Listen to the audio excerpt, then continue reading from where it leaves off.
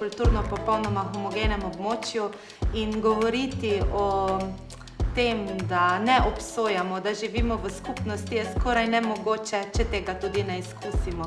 Ob vključevanju v e-twinning projekte imajo naši otroci dejansko priložnost izkusiti tudi druge kulture, se učiti iz avtentičnih situacij, govoriti v tujem jeziku, se sporazumevati in navsezadnje tudi stkati prijateljstva izven naših meja. Najbolj veselim se videokonferenc, ko se pogovarjamo z otroci iz drugih držav. Povemo si tudi o načinih življenja, kakšne imamo, pa všeč mi je, ker pač se to vsaj govori v drugih jezikih. Ja, pri nas na robu podeželja je pač tako, da vsak premik malce vstran stane.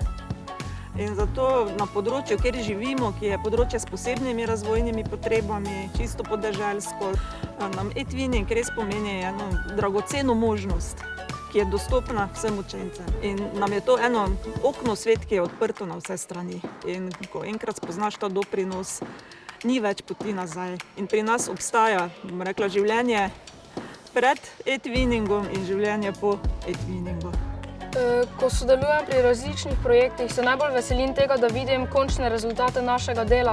Veselim se pa tudi spoznavanja drugih kultur, drugih držav in kako tam se učijo in kako sodelujejo v e-twinningu.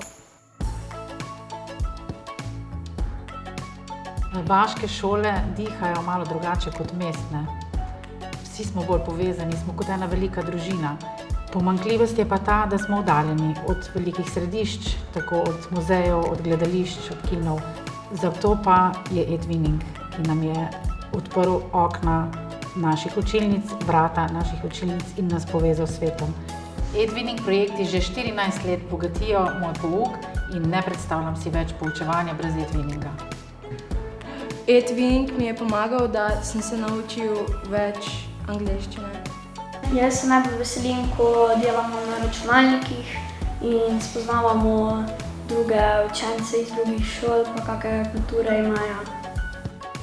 E-twinning je zakon!